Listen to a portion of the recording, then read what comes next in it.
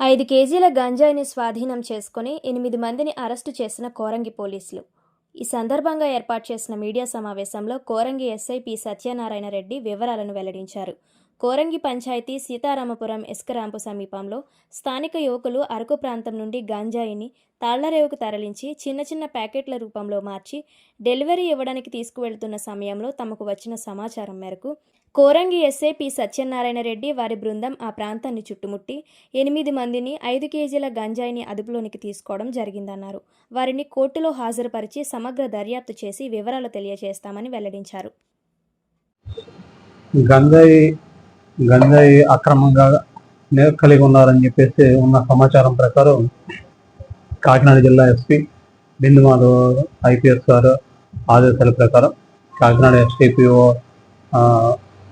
గారి పర్యవేక్షణలో ఏఐజీ చేతుల కృష్ణ గారు సూచన మేరకు నిన్న మధ్యాహ్నం 2 గంటల సమయంలో మనకి కోరంగి సీతారామపురం ర్యాంపు వద్ద ఉన్నటువంటి నాని లేఅవుట్ ఎదురుగా ఉన్నటువంటి నిర్మాణంలో ఉన్న ఒక ఇంటి వద్ద కొంతమంది వ్యక్తులు గంజాయి కలిగి ఉన్నారన్న సమాచారంతో వెళ్ళి మేము డిప్యూటీ తహసీల్దార్ గారు విఆర్ఓలు అంతా కలిపి రైడ్ చేయగా 8 మంది వ్యక్తులు గంజాయి కలిగి ఉన్నారు.